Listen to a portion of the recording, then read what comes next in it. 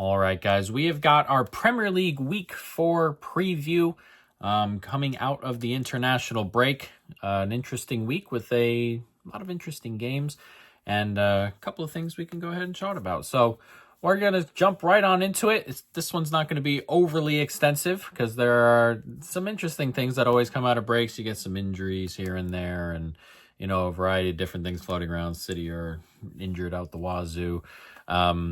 And our betting volume will be a little bit down this week, but we're going to run through it anyway. So let's start Arsenal and Forest.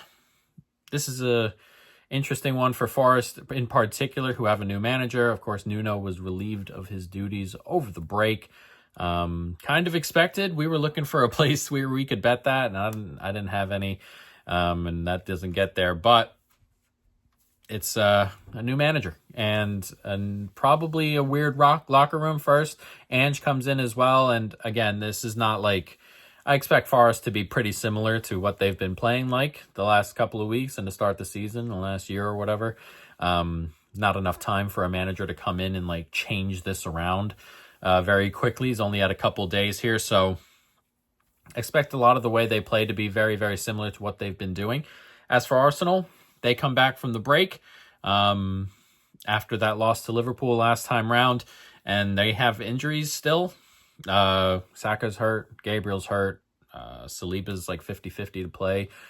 So there are injuries here. That, for me, doesn't stop Arsenal, I don't think. I think they get over the line. Our prediction for the game is 2-0. Forest are just going to be a fade team for me, and they were already going to be a fade team for me. And going into the rest of the season, depending on how Ange sets them up, I expect them to be kind of a fade team for me. What benefits Forest a lot, early goals, as we've talked about, against this defense will be tough. And again, they could be without Gabriel and Saliba, but I'm pretty confident that the back four are still going to be very, very good, despite all that. And hitting on the break and getting into wide open spaces, which Arsenal just don't allow. So it's a struggle here to see Forest score goals, multiple goals at least. As for Arsenal, again, no Saka is fine, but Matchweek has started well, is a threat, a competent player to go ahead and replace Saka. He's not Saka, and he's not going to, do some of the things Saka does, but he's direct, and as we said, competent. Odegaard should be fine. So I expect the attacking to still be there. Forest should probably just end up sitting in a block here, and it's just a kind of a siege for most of the game. But I expect Arsenal to get over the line. We haven't bet this yet. I think what's going to happen is we're going to bet a small portion on Arsenal minus a goal and a quarter, and Arsenal win to 0, and we're probably just going to split the bet up and probably go from there. But I like Arsenal here. 2-0. Bournemouth-Brighton. This is an interesting one. Bournemouth have started pretty well.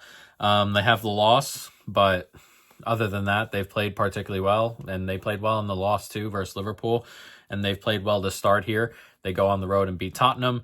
They beat Wolves at home pretty comfortably, and again, that Liverpool loss where they'll feel really hard done to not get a point out of that.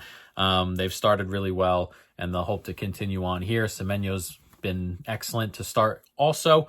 Brighton have been interesting. They've some of the performances have been good, some have been bad. Like, they were really getting dominated by City for 60 minutes, and then they kind of turned that around. Excuse my dumb cat. They turned that around in the end at Everton. They were okay and were fine in spurts attacking after going behind. So there's some good and there's some bad there. But as my prior thoughts on Brighton were that they take a small step back this year. And again, we're 3 games in, and numbers for the Premier League and every other league should start coming out. Like, in about 2-3 weeks, we should have a decent amount of numbers and some decent, knowledge of these teams going on. But my prior stuff kind of had Brighton in this vein where they're probably going to be okay sometimes, and they're probably not going to be okay sometimes, and they're going to be that middle of the pack team. And Bournemouth is a team I like, and as soon as the back 4 or 5 was settled in, I thought they'd be fine. It settled in pretty quickly, and they went on the road to Tottenham and were comfortable in defense. They went on, like as we said, they beat Wolves comfortably. And I think they have another win in them today, or for this one. So we'd like 2-1 to Bournemouth here. I think they can score goals. And I think despite the new additions, the new faces, they've been very solid defensively, and that's down, I think, to the manager who's been incredible since he joined Bournemouth and continues to be really good. And God knows how he's still here. I fully expect him to be gone at some stage, but we like Bournemouth here. Just the more consistent team for me at home. And right now, I think better in both facets of the game. Not both. There's not only two facets, but attacking and defending. They've been better at both of those main ones. So we like Bournemouth here, and hopefully they can go ahead and grab a win. Crystal Palace and Sunderland. This is a super interesting one. We've talked about how we feel about Sunderland. They probably should just have the 2 points, and they have the 6, which is, again, really great. They want to stay up, and they want to do well. In terms of the performances, they were mostly even in those 2 wins. And again, the name of the game isn't necessarily play well. The name of the game when you're trying to stay up is win games, and they've very much done that. But also we're here to predict future stuff, and they're on the road here against a very solid team at the back in Crystal Palace, who are going through some forward changes. So a couple of things here. They end up keeping Mark Gahey at the deadline, which is good for them. And should make sure that they're at least solid going forward. I expect them to continue to be solid in defense. So I kind of like a lower scoring game here. Again, we haven't bet the under yet, but this is probably one of those ones where we're leaning under or both teams to score no. Sunderland are solid defensively, and they have athletes, and they've done transfer business. I think a lot of their good transfer business has come in the middle and the back end of the park, and they have athletes there and strong players, and that's always nice for just kind of keeping a game solid, keeping a game tight. So I think they can come on the road here to a Palace team that's in a bit of transition up front and, cause a few problems here in their block. And it's a Palace team that not, again, going through their transitions, but also is not a Palace team that's brilliant in just holding on to the ball, creating, going against low blocks in that scenario. So I kind of like the under here. That being said, I think Palace kind of get over the line. 1-0 is my prediction there. We will see, but this feels like one of those games that has very little in terms of, chances created, goal mouth action, that kind of stuff, unless it comes from set pieces. But even then, I think both teams are very well attributed to defending set pieces and stuff like that. So we like a low-scoring game. Again, I haven't bet it yet. Our bets come out, they'll come out overnight tonight for the morning, but we like the under there. We like a tight game. We like a slow game. Everton and Villa, another interesting one. Everton have started really well, and the attack looks so much better. We'll see about Ndiaye. It looks like he's picked up a knock on off break there with Senegal, I think it is. So that will be a worry for their attack. And again, the attack's been much better, and they've been more fluid, and defensively they've been pretty solid as well. Aston Villa have been horrible going forward. I'm not sure what's happened. I have no idea. But they've created very, very little. Most of their shots in general are from deeper. Very few chances created. So that's going to be tough against an Everton side that like to cause problems defensively, frustrate you and make you work for it. It'll be difficult for an Aston Villa side to go ahead and deal with that. Again, as we said for Everton, the attack's been good, but possibly no Ndiaye here. Grealish has been an excellent addition so far. 4 assists, I think it is, already, which is great for him.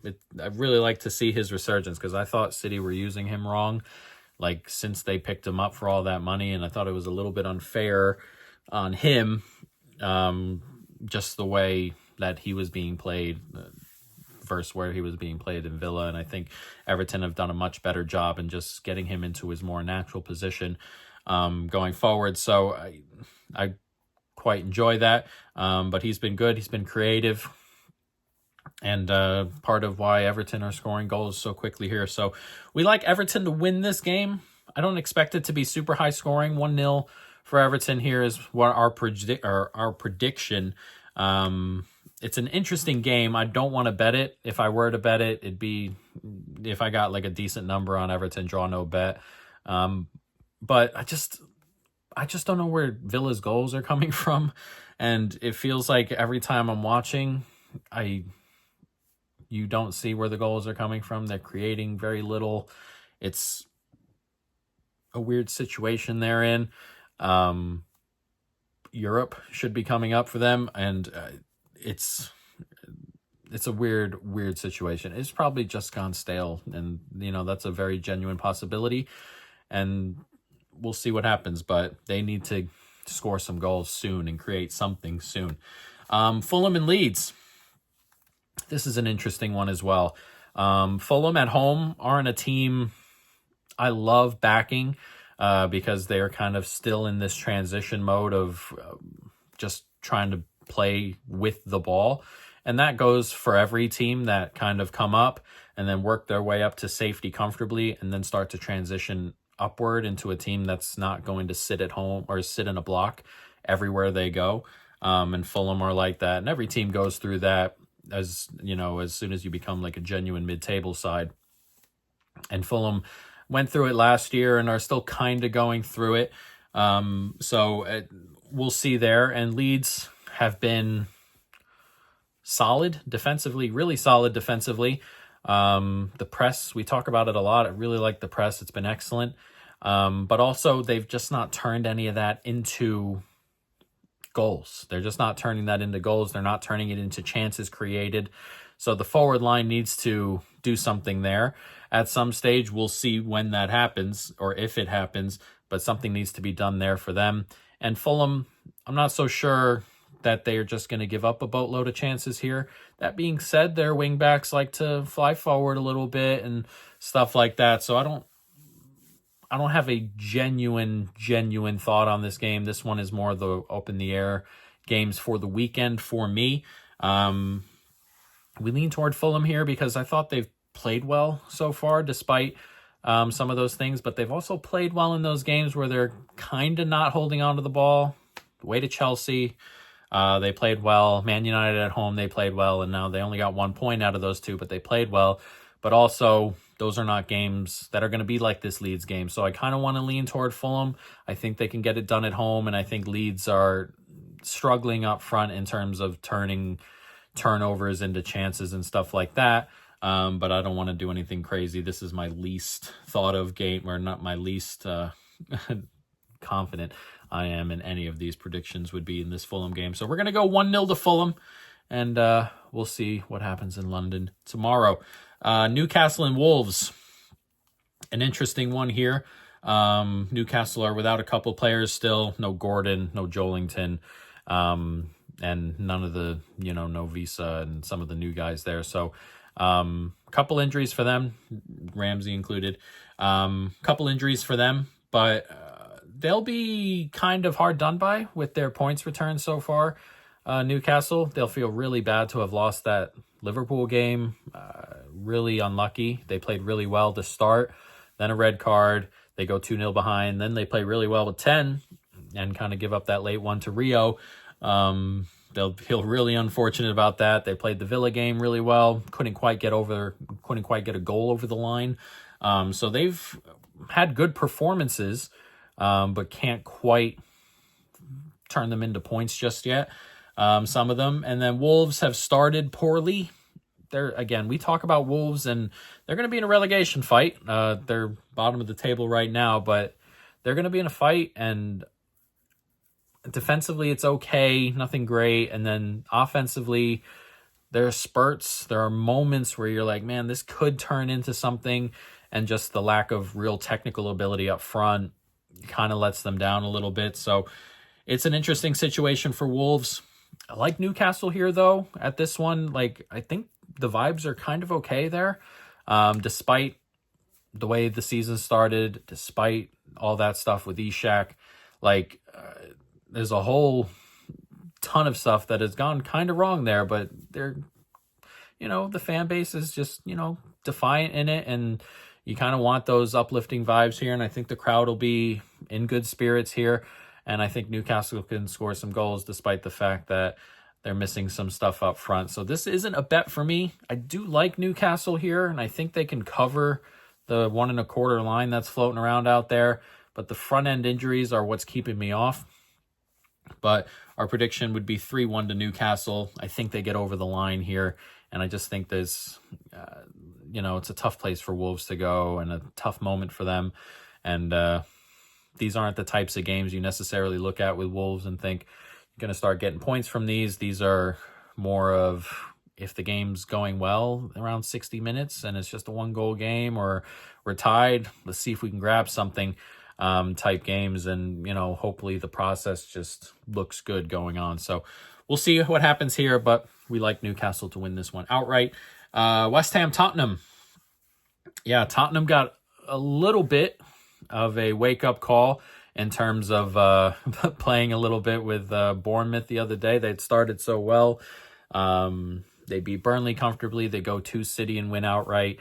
And then Bournemouth came in and kind of just said, let's relax a little bit. A 1-0 victory could have been more. Tottenham create absolutely nothing. 5 shots all game at home.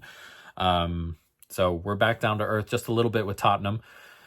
That being said, they're playing West Ham, who started incredibly poorly, and, there are issues, obviously.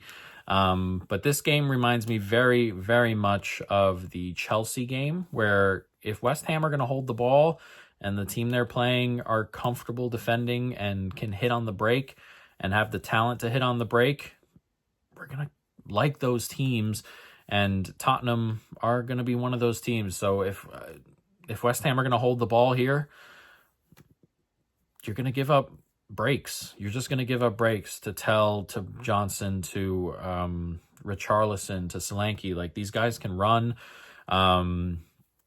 They're technically gifted in the middle there. They go ahead and sign Simons, who can move the ball very, very comfortably forward. He can create. It's a worry if you're not going to get in behind this defense. Now, this Tottenham defense is still kind of going to go through a few growing pains here and there, just on the way Frank plays. I think there's a bunch of talent, especially at center back, but also they kind of get left exposed here and there. But if West Ham are going to have the ball, which, look, West Ham, I know they're not great and all that, but they're going to try and hold on to the football at home in particular. And we'll see if Tottenham spring. I think that is what happens here. I think that's the type of game we're going to get here, very similar to the Chelsea game.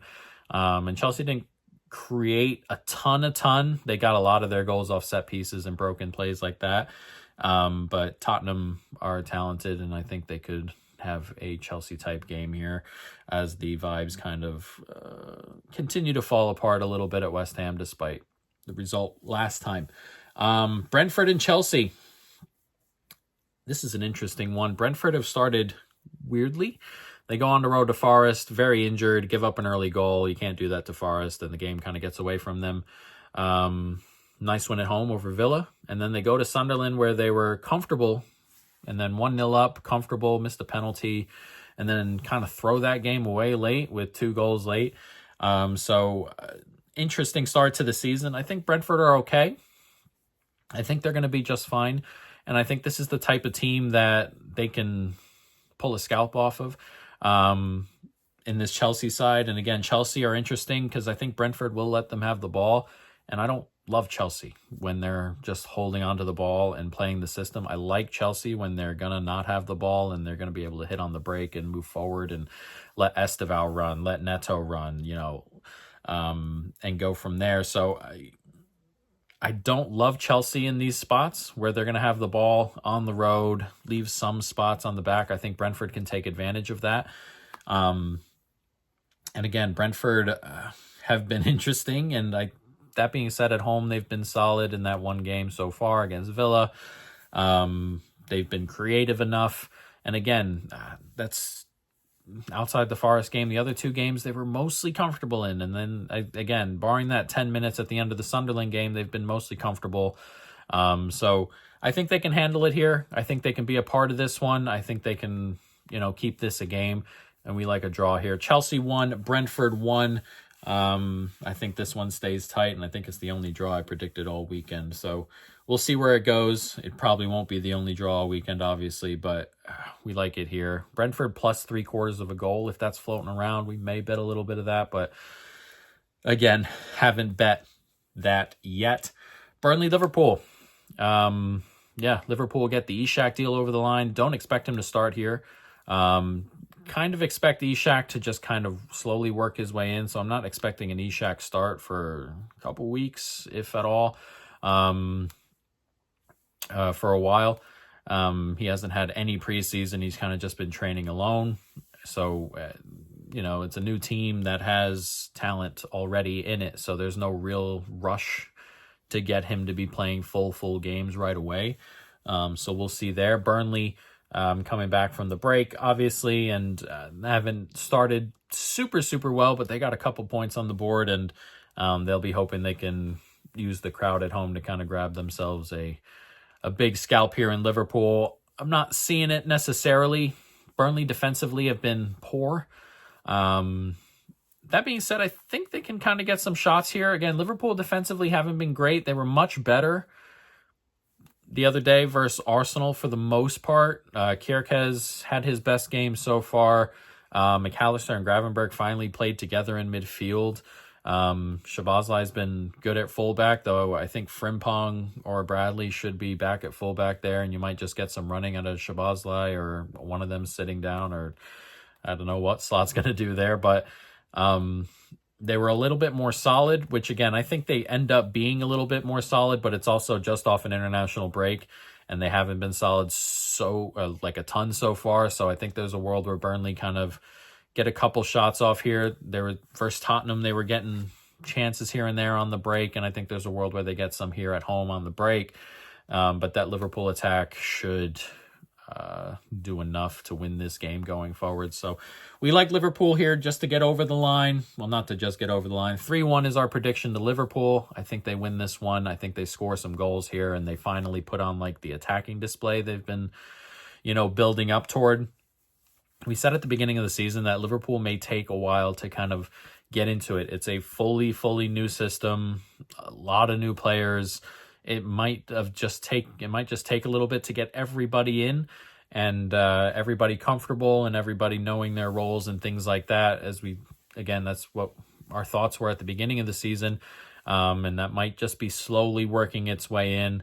And against the defense that's not particularly that good in Burnley, I think a couple goals will do them good, and maybe they get a little bit free-flowing here. So 3-1 to Liverpool. And then our final game, probably the best game of the weekend, Manchester City at home to Manchester United. The Manchester derby here. This should be a fun one. Again, we talked about it with City at the beginning. They are very much hurt. Marmoush got hurt at the end there with Egypt. Foden's got something. Kovacic has something. Like, everybody's hurt. Stones. Just go down the list. Ayat Nuri's probably not going to play. Like, they have a ton of problems. Lewis, I think, is also hurt. So, like, the lineup that gets put out here may be a bit of an issue. They still have talent, obviously, but in terms of just, no Cherky, that stuff as well. So they just may have like a skeleton type lineup compared to their normal lineup, which will be an issue. And United may feel all right the way they're kind of going along with things. Like, I think like things are okay in terms of the performances. They're not finishing. Cunha is like a 50-50 to play here. We talked about Cunha and Mbeumo, who are talented players, but also overperformed quite a bit last year. And the early return is everybody's underperforming on the team. And that's just kind of some of the weird things that happen with statistics and just players in general. So that may just be what's happening right now. But the stuff has been okay. The Fulham game was a little bit back and forth, and I don't think they're going to go to the Etihad and like play City off the park here, but City have a lot of injuries, and Amorim's been like, this system's kind of messed with Pep's a little bit. It's one of those systems that he struggles to break down and cause problems in and defend. And we've talked about City in transition before, where it's just not fantastic, and now you're in transition with 2 forwards, 3 forwards, and wing backs, and there's just an extra body there to defend in transition, which is a struggle. So don't have a bet for this game just yet. I think there will be goals perhaps, but we're going to lean with City to win this game 2-1. This is like the Fulham game where I don't have a huge, thought process on that. Well, I don't have a huge, genuine, concrete prediction on this one. We're just popping one out because we do all these games. I think City kind of get over the line. I think they can score goals. Again, I'm not sure they can defend particularly well here, which could be an issue. And I think United could get at them on the break a little bit here. So I think they can score as well. So 2-1 to City, just a light one, but this is the best game. And I think this ends up being one of the more competitive games of the weekend, and we might get something fun. So there we are, week 4 preview in the books. Hopefully we have a good one.